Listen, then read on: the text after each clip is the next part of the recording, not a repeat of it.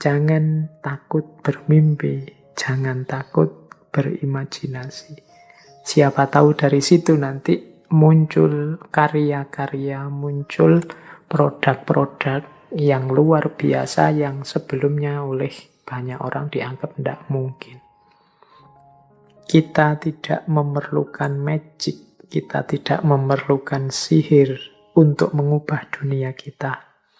Kita sudah punya semua kekuatan yang kita butuhkan dalam diri kita. Masukkanlah gagasan-gagasan besar, karena engkau tidak akan pernah lebih tinggi dari yang engkau pikirkan. Kalau engkau bisa memimpikannya, pasti engkau bisa melakukannya, pasti engkau bisa mewujudkannya. Mimpilah. Mimpilah tentang hal-hal yang besar. Mimpilah menjadi orang besar. Mimpilah menjadi orang yang luar biasa.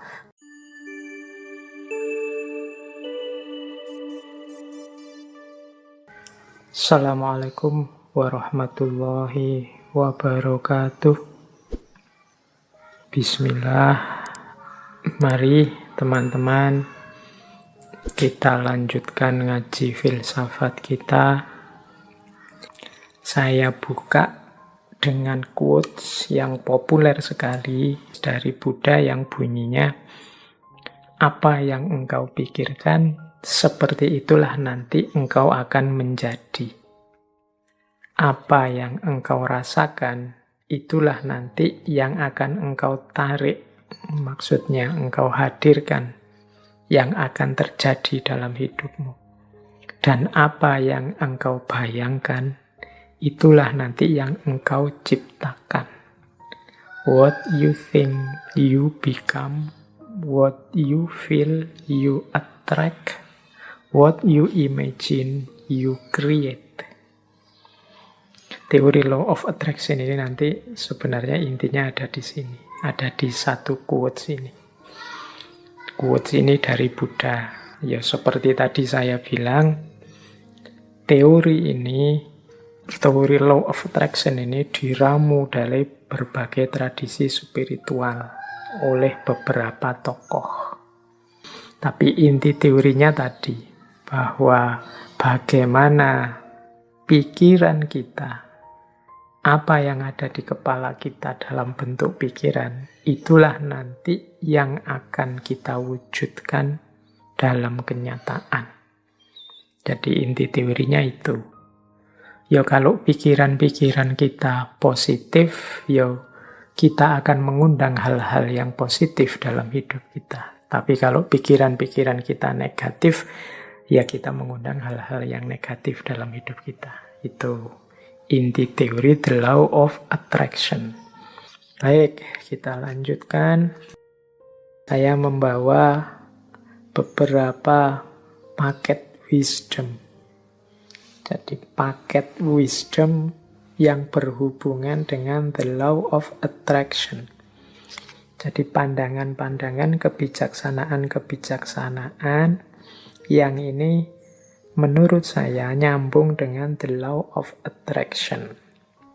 Semoga dengan quote-quote yang saya bawa ini, kebijaksanaan-kebijaksanaan yang saya bawa ini, teman-teman bisa lebih mudah menangkap apa sih yang diinginkan oleh law of attraction ini.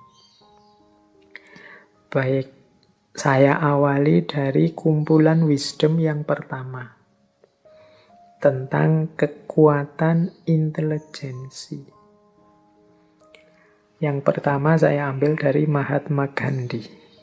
Menurut Gandhi, manusia tidak lain adalah produk dari pikirannya. Apa yang ia pikirkan, seperti itulah ia menjadi. Oke, ini tadi sudah dijelaskan beberapa di depannya. Jadi kalau isi pikiran kita itu tentang yang keras-keras, yang brutal-brutal, yang jahat-jahat, ya seperti itu nanti kehidupan kita terbentuk. Kehidupan kita itu kan pertama-tama dibentuk melalui ideal-ideal yang ada di kepala kita. Kalau idealnya isinya positif, ya hidup kita terbentuk secara positif. Kalau negatif, ya hidup kita akan terbentuk menjadi negatif. Ini nyambung dengan quotes-nya Benjamin Disraeli. Benjamin Disraeli bilang, masukkanlah gagasan-gagasan besar dalam pikiranmu. Karena engkau tidak akan pernah lebih tinggi dari yang engkau pikirkan. Ini Benjamin Disraeli lebih tegas lagi menyebut, yuk kita berpikir itu harus berpikir yang besar. Karena kehidupan kita, diri kita itu tidak pernah melebihi pikiran kita. Jadi dia selalu sesuai pikiran kita, bisa di bawahnya. Tapi kalau kita hanya gagasan-gagasan kecil, ya hidup kita akan sekecil gagasan kita. Maka masukkanlah gagasan-gagasan besar. Karena engkau tidak akan pernah lebih tinggi dari yang engkau pikirkan. Nah ini teman-teman, hari ini harus lebih hati-hati lagi. Hari ini beragam gagasan masuk ke kepala kita. Tolong diperhatikan, gagasan-gagasan itu konstruktifkah untuk pembentukan diri kita menjadi orang yang besar. Jangan sampai kita sibuk memasukkan gagasan-gagasan kecil, kita meributkan hal-hal yang sepele tidak penting, sehingga akhirnya hanya di level itulah kita terbentuk.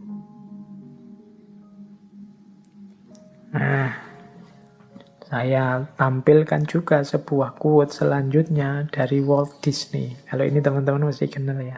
Animator, produser, sutradara, pengisi suara. Sekarang bahkan ada perusahaannya yang luar biasa. Kata Walt Disney apa? If you can dream it, you can do it. Kalau engkau bisa memimpikannya, pasti engkau bisa melakukannya, pasti engkau bisa mewujudkannya. Mimpilah. Mimpilah tentang hal-hal yang besar. Mimpilah menjadi orang besar. Mimpilah menjadi orang yang luar biasa. Maka engkau akan jadi orang yang juga luar biasa. Ini dawuhnya Walt Disney. Dan mungkin dia membuktikan ucapan kata-katanya sendiri. Mimpi-mimpinya terwujud semua. If you can dream it, you can do it. Hari ini di antara kita bahkan banyak yang bermimpi saja tidak berani. Padahal mimpi itu kan gratis, tinggal kamu pancang, kamu patok di kepalamu. Aku ingin menjadi seperti ini, aku ingin menjadi sosok yang begini, dan seterusnya. If you can dream it, you can do it. Kemudian ada juga quotes dari Ralph Waldo Emerson. A person is what he or she think about all day long. Seseorang itu adalah apa yang dia pikirkan tentang dirinya sepanjang waktu. Jadi engkau anggap dirimu siapa, seperti itulah engkau. Kalau teman-teman merasa bahwa Pak, saya ini ya Pak, anak mahasiswa, jadi mahasiswa itu kan kalangan terdidik, jadi saya itu ya harusnya berperilaku seperti kalangan yang terdidik ya Pak. Loh itu kalau pikiranmu begitu, yang kau lakukan kan juga seperti itu. Tiap hari mungkin engkau berusaha hati-hati untuk bersikap, berperilaku seperti orang terdidik. Pak, saya itu sejak kecil oleh orang tua sudah dijejali wawasan-wawasan agama. Harusnya saya menjaga amanat orang tua ini ya Pak. Oh iya silahkan, pikiranmu begitu, ya engkau akan mewujudkan dirimu, tidak akan jauh-jauh dari situ. Tapi kalau kamu pikirannya berbeda, ya engkau akan mewujudkan secara berbeda. Misalnya begini, Pak, saya sejak kecil itu kan sama orang tua dijejali wawasan-wawasan agama. Sekarang kan saya sudah dewasa, Pak, berhak berpikir sendiri. Jadi ya saya akan milih sendiri, saya akan hidup sesuai keinginan saya sendiri secara merdeka. Toh saya sekarang orang dewasa. Ya seperti itulah hidupmu akan terwujud. Apa yang engkau pikirkan tentang dirimu, seperti itulah dirimu akan terlahir. A person is what he or she think about all day long. Nah, jadi ini law of attraction wisdom bagian kekuatan intelijensi. Jadi apa yang dipikiranmu, itulah dirimu. Terakhir ini ada quotes dari Albert Einstein. Imagination is everything. It is the preview of life coming attraction. Imajinasi adalah segalanya. Imajinasi itulah yang jadi preview of life coming attraction. Preview itu kayak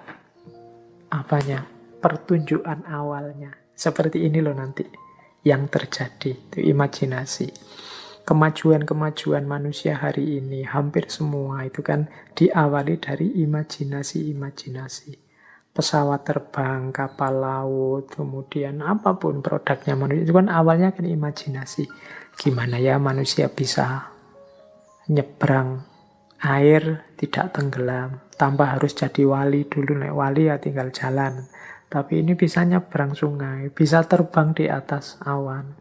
Itu kan awalnya hanya imajinasi-imajinasi. Tapi karena keseriusan dan kedahsyatan potensi manusia, juga fasilitas-fasilitas yang diberikan alam, yang semula imajinasi akhirnya mewujud dalam realita. Maka katanya Albert Einstein, imagination is everything. It is the preview of life coming attraction. Jadi imajinasi yang muncul di kepala kita, mungkin di kepala para ilmuwan, orang-orang pintar, itu adalah preview dari apa yang nanti akan benar-benar ada. Preview itu kayak trailernya film itu. Jadi ya nanti tidak jauh-jauh dari situlah isinya. Nah, itu imajinasi. Maka teman-teman jangan takut bermimpi, jangan takut berimajinasi. Siapa tahu dari situ nanti muncul karya-karya, muncul produk-produk yang luar biasa yang sebelumnya oleh banyak orang dianggap tidak mungkin. Itu kumpulan wisdom pertama berhubungan dengan kekuatan intelijensi. Sekarang kumpulan wisdom kedua sehubungan dengan law of attraction yang berhubungan dengan perubahan. Ini saya ambil beberapa quotes dari tokoh-tokoh yang mungkin teman-teman akrab kenal. Ini untuk menegaskan yang saya jelaskan tadi di depan sehubungan dengan the law of attraction.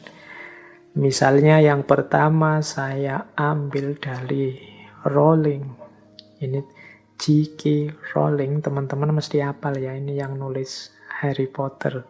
Beliau ini punya satu quotes yang menurut saya nyambung dengan the law of attraction. Kata Rowling, kita tidak memerlukan magic, kita tidak memerlukan sihir untuk mengubah dunia kita. Kita sudah punya semua kekuatan yang kita butuhkan dalam diri kita. Jadi kita ingin dunia ini wajahnya seperti apa? Kuncinya ada di kita. Kita ingin seperti apa saja, kita punya kekuatan, kita punya potensi untuk itu. Kita ingin membangun dunia menjadi sangat indah atau hancur lebur, sama-sama kita punya daya untuk melakukannya. Tidak harus nunggu belajar ilmu sihir kayak Harry Potter itu, tidak harus. Engkau bisa sudah. Engkau memimpikan apapun, engkau bisa, engkau mampu. Nah, yang kedua, untuk mencapai tujuan yang belum pernah dicapai sebelumnya, engkau harus mulai melakukan apa yang belum pernah engkau lakukan sebelumnya. Ini dari Stephen Covey yang menulis buku populer sekali judulnya The 7 Habits of highly effective people. Jadi menurut Stephen Covey, ya kalau engkau ingin mencapai tujuan yang lebih tinggi, yang belum pernah dicapai sebelumnya, ya pertama-tama engkau harus melakukan apa yang belum pernah engkau lakukan sebelumnya. Kalau engkau hanya melakukan yang rutin-rutin saja seperti yang selama ini engkau jalankan, ya hasilnya juga seperti yang selama ini engkau rasakan. Ya wis mudahnya, kalau selama ini engkau belajarmu hanya 1 jam dan IP-mu 3 pas, mungkin kalau kamu tambahi belajar 2 jam, IP-mu di atas 3. Itu gampang-gampangan ini ngono. Jadi kalau ingin hasil yang lebih baik, usahanya juga harus berbeda dari sebelumnya. Kemudian ada quote juga dari Rhonda Byrne.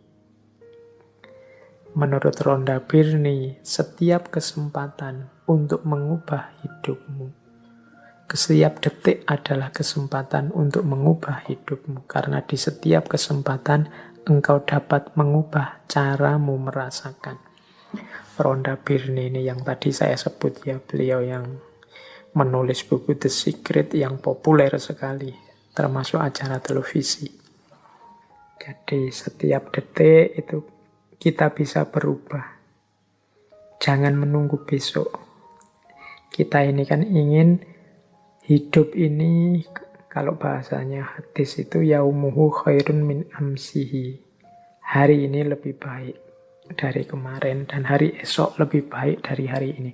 Berubah terus-menerus. Jadi kita harus semakin baik, semakin baik. Bahkan katanya Rhonda Byrne, tidak hanya harian, setiap detik engkau bisa mengubah hidup kita. Misalnya, kalian mengalami peristiwa apa hari ini? Mengalami peristiwa diputus oleh pacarmu. Itu kan peristiwa yang mungkin kau tanggapi sebagai menyedihkan.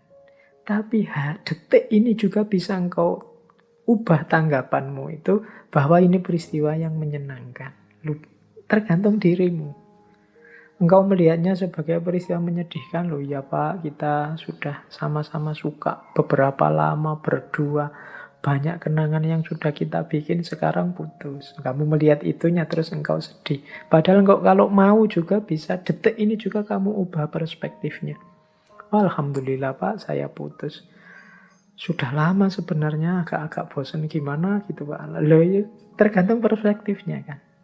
Jadi engkau bisa mengubah hidupmu setiap detik engkau inginkan. Buktinya apa? Kita bisa mengubah cara kita merasakan hidup ini juga di setiap detiknya. Banyak uang itu susah atau senang, tergantung tanggapanmu dan bisa kamu ubah sewaktu-waktu. Punya wajah cakep itu susah apa senang, terkenal itu susah apa senang. Itu kan bisa, tanggapanmu bisa berubah-ubah setiap waktu. Berarti apa? Sebenarnya untuk mengubah hidup kita itu tidak usah menunggu apa-apa. Setiap detiknya kita bisa berubah tergantung bagaimana kita mengelola, menyerap, merasakan hidup kita. Baik, ini Rhonda Byrne tentang perubahan. Saya lanjutkan. Kalau ini dari Deepak Chopra. Ini nama yang mungkin teman-teman pernah dengar, tokoh dari gerakan New Age. Salah satu tokoh populer, penulis, juga bergerak di bidang pengobatan alternatif. Nah, Deepak Chopra, beberapa bukunya juga diterjemahkan dalam bahasa Indonesia. Beliau punya quotes begini. Kalau engkau ingin hidup bahagia, buatlah orang lain bahagia. Kalau engkau ingin menemukan orang yang tepat dalam hidupmu, jadilah orang yang tepat untuk orang lain.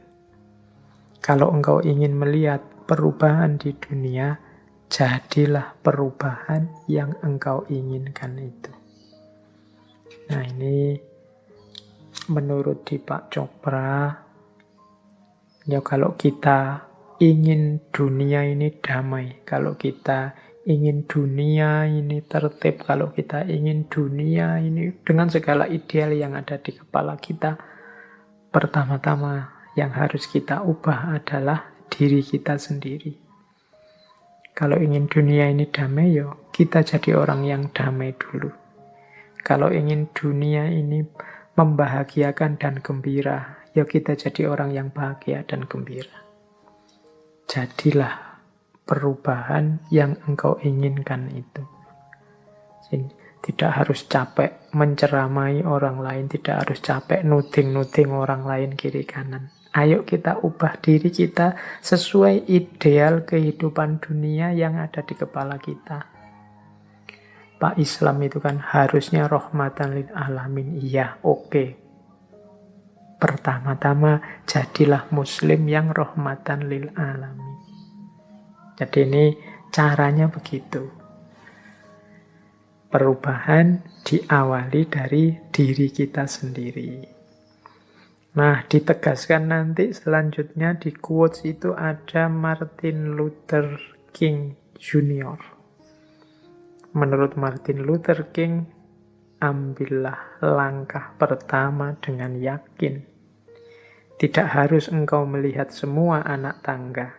Hanya lakukan saja langkah pertama. Kita ini kan sering ragu-ragu, mau mengubah hidup, mau apalagi mancang cita-cita, mau memimpikan sesuatu. Itu saya sebut tadi banyak tidak berani. Sehingga hidup kita tidak berubah-berubah. Maka menurut Martin Luther King, ini beliau kan aktivis juru bicara gerakan sipil di Amerika Serikat, sekitar tahun 54 sampai 58. Kapan-kapan kita bahas beliau, termasuk juga tadi Deepak Chopra. Nah, menurut Martin Luther King, sudahlah melangkah saja. Tidak usah terlalu banyak mempertimbangkan macam-macam. Tidak harus engkau lihat semua anak tangga. Kalau memang itu sudah bagus dan mantap, engkau yakin, jalan. Tidak usah dibahas lagi, didiskusikan lagi. Dicari semua kemungkinan konsekuensinya, malah tidak jalan-jalan. Katanya Martin Luther, ambil langkah pertama. Jalanlah. Kalau tidak begitu hidupmu tidak akan berubah. Terlalu banyak pertimbangan. Oke, baik. Kita lanjutkan lagi. Nah, law attraction wisdom yang ketiga. Saya ambil juga beberapa quotes. Ambil nafas dulu sebentar. Ini sejak tadi ya kita ngegas terus kajiannya. Ya karena materinya banyak, ini waktunya sisa sedikit. Nah, kalau tentang kebahagiaan, pertama saya bawakan misalnya dari Oprah Winfrey. Ini teman-teman pasti pernah dengarlah nama beliau. Menurut Oprah Winfrey, syukurilah apa yang engkau miliki, engkau akhirnya akan memiliki lebih banyak. Kalau engkau hanya memperhatikan apa yang belum engkau miliki, engkau tidak akan pernah merasa cukup. Nah, kalau ini kembali pada prinsip 6 langkah law of attraction tadi ya. Di antara langkahnya adalah mensyukuri apa yang sekarang kita miliki. Begitu kita bersyukur, berarti kita siap untuk ditambah. Engkau akhirnya akan memiliki lebih banyak. Banyak di antara kita yang tidak bersyukur. Yang jadi fokus pikiran kita apakah adalah apa yang kita tidak punya. Padahal yo pinter. IP-nya tinggi, dicintai dosen-dosennya, tapi hanya gara-gara tidak punya pacar, tiap hari sumpek mikir tidak punya pacar ini saja. Padahal ya istrinya cantik, padahal ya kaya raya, padahal ya hidupnya terjamin semuanya. Tapi hanya gara-gara ndak punya anak misalnya, tiap hari mikir satu ini saja. Akhirnya lupa bersyukur. Seolah-olah hidupnya punya kekurangan yang besar sekali. Nah ini kita tidak akan bahagia kalau hanya memperhatikan apa yang belum kita miliki. Kita harus lebih banyak fokus mensyukuri apa yang sudah kita miliki. Bukan disibukkan hanya oleh apa yang kita belum punya. Biasanya kita itu lebih sibuk dengan apa yang kita tidak punya daripada mensyukuri apa yang kita sudah punya. Maka law of attraction mengajari kita ya basisnya adalah bersyukur. Kemudian ada juga quotes yang saya bawa senantiasa, jadilah versi dirimu yang terbaik daripada menjadi versi tiruan orang lain. Quotes ini mengajarkan kita untuk kita harus otentik, berani bermimpi, berani menginginkan.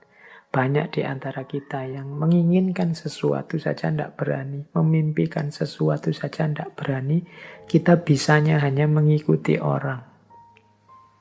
Kita bisanya menjadi versi tiruannya orang lain.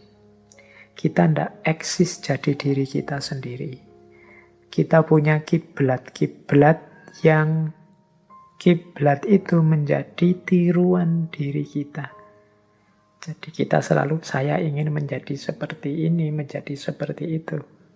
Kita tidak mendeklarasi untuk jadi diri kita sendiri, tapi versi yang terbaik, versi yang optimal, versi yang maksimal.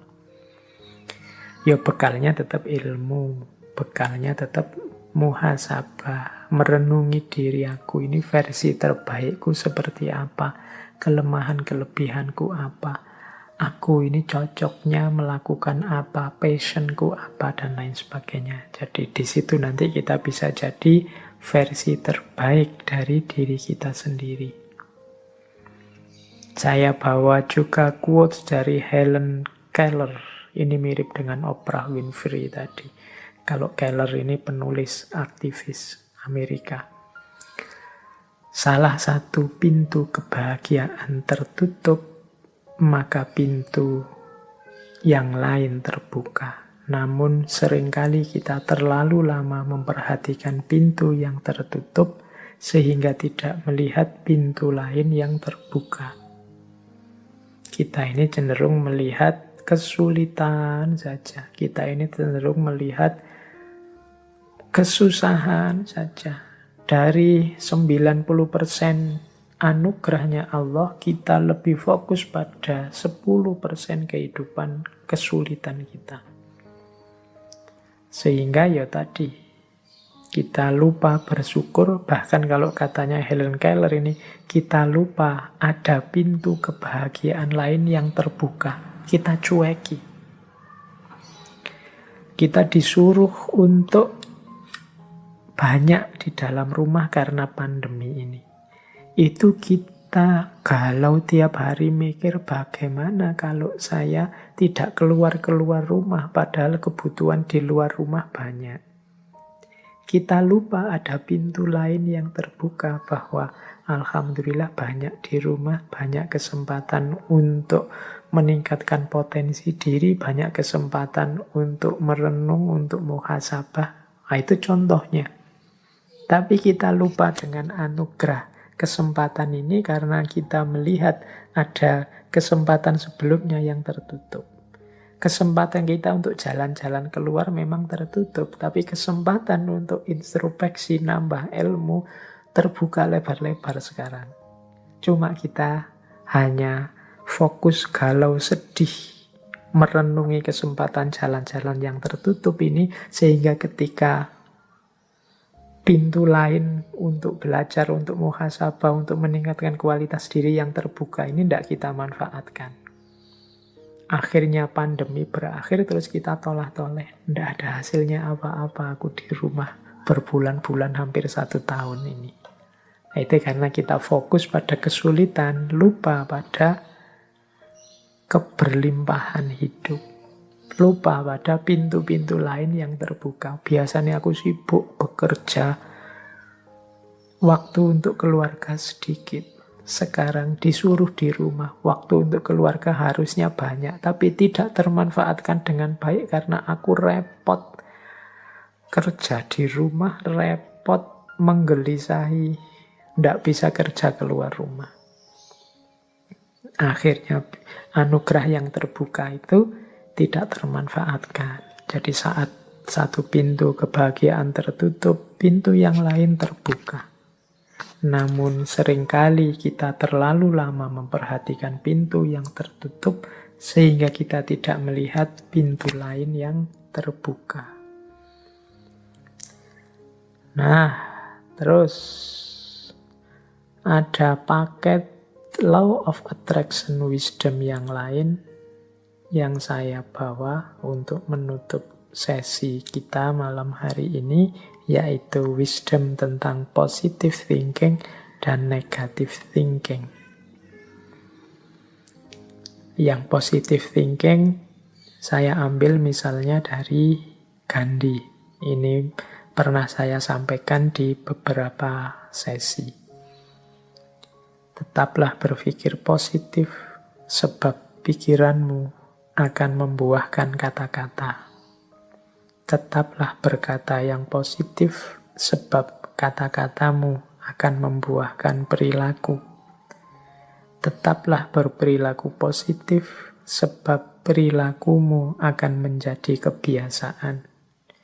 Tetaplah dengan kebiasaan positif, karena kebiasaanmu akan menjadi nilai-nilai. Tetaplah dengan nilai-nilai yang positif, karena nilai-nilaimu akan menjadi takdirmu. Jadi sejak pikiran, perkataan, perbuatan, kebiasaan, dan nilai hidup kita harus positif. Karena disitulah nanti akhirnya takdir hidup kita. Pak, hidup kita kok sulit, Pak, hidup kita kok gelisah terus, Pak. Itu mungkin buah pikiranmu sendiri, buah perbuatanmu sendiri, buah kebiasaanmu sendiri. Sejak pikiran engkau sudah negatif, maka kebiasaanmu juga negatif, perilakumu negatif, akhirnya kenyataan hidup atau takdir yang engkau jalani juga negatif. Ya bahasa saya tadi, fama ya'mal miskola dzarratin khairan yarah wa ma ya'mal miskola dzarratin syarran yarah. Nah, terus itu yang positive thinking. Kalau yang negative thinking, saya ambil, ini menarik, saya ambil dari tokoh populer dari dunia olahraga, Muhammad Ali. Muhammad Ali punya quote bagus untuk kita tidak berpikir negatif. Jadi Muhammad Ali punya kata mutiara tentang berpikir negatif dalam hal ketidakmungkinan. Maksudnya kita itu kan sering kalau mau melakukan sesuatu, mau bermimpi yang besar-besar, kita patahkan mimpi kita sendiri dengan tidak mungkin. Nah, menurut Muhammad Ali, tidak mungkin adalah kata-kata besar yang digunakan orang kecil yang menganggap lebih mudah hidup di dunia sebagaimana adanya daripada menggali kekuatan yang mereka miliki untuk mengubahnya. Jadi menurut Muhammad Ali, kalau kita sering merasa tidak mungkin bisa, tidak mungkin sukses, tidak mungkin berhasil, itu berarti kita hanya orang kecil, bukan orang besar yang berpikir besar. Kita orang yang hidup bisanya hanya mengalir saja, mengikuti situasi apa adanya, tidak menggali kekuatan kita untuk mengubah, memperjuangkan hidup agar jadi lebih baik. Tidak mungkin itu bukan fakta, namun opini. Nah, jadi menurut Muhammad Ali, tidak mungkin itu kenyataannya tidak begitu. Hanya pendapatmu yang begitu, akhirnya kejadian beneran. Kalau engkau menganggap tidak mungkin, ya jadinya tidak mungkin beneran. Karena dengan menganggap tidak mungkin, kamu akhirnya tidak ngapa-ngapain. Wong tidak mungkin. Tidak mungkin Pak saya itu bisa jadi begini. Tidak mungkin Pak saya bisa sukses seperti itu. Tidak mungkin Pak saya bisa membuat yang seperti itu. Ya sudah. Kalau engkau bilang Pak mungkin ya tidak akan wujud. Wong kau sendiri bilang tidak mungkin. Padahal tidak mungkin itu sebenarnya hanya opini, bukan fakta. Itu kan pendapatmu. Tapi ya karena pendapatmu begitu, yang semula bukan fakta nanti akan melahirkan fakta yang begitu. Diawali dari pendapatmu sendiri. Tidak mungkin itu hanya potensi. Tidak mungkin itu temporer. Tidak mungkin itu omong kosong. Itu kelanjutan dari quotes-nya Muhammad Ali. Tidak mungkin itu ya memang potensi. Kalau engkau serius berusaha ya ketidakmungkinan akan berubah jadi kemungkinan. Tidak mungkin itu temporer. Mungkin saat ini memang tidak mungkin, tapi kalau engkau serius mengusahakan yang tidak mungkin bisa jadi mungkin. Maka tinggalkan kata-kata tidak mungkin. Tidak mungkin itu omong kosong belaka. Ini contoh dari negative thinking. Jadi orang yang berpikir negatif itu kan sering antara lain untuk hal-hal yang besar dan penting dia jawabnya tidak mungkin. Baik, itu paket wisdom yang kelima tentang negative thinking. Oke teman-teman, ini waktunya sudah mau habis. Terakhir, ya kalau saya sambungkan dengan kajian Islam, karena kita ini judulnya ngaji ya.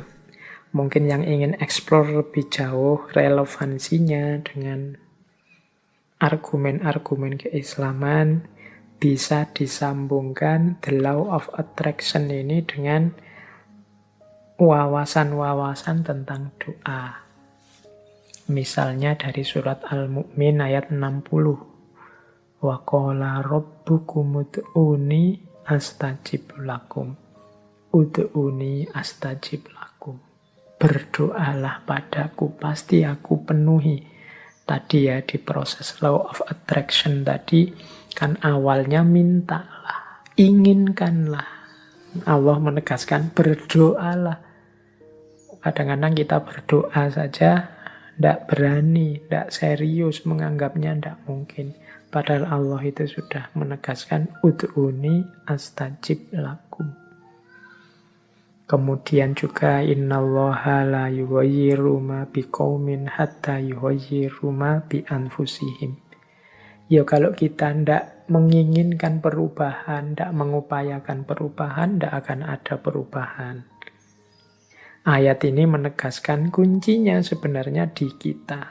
Sama seperti the law of attraction tadi, kuncinya ada di manusianya.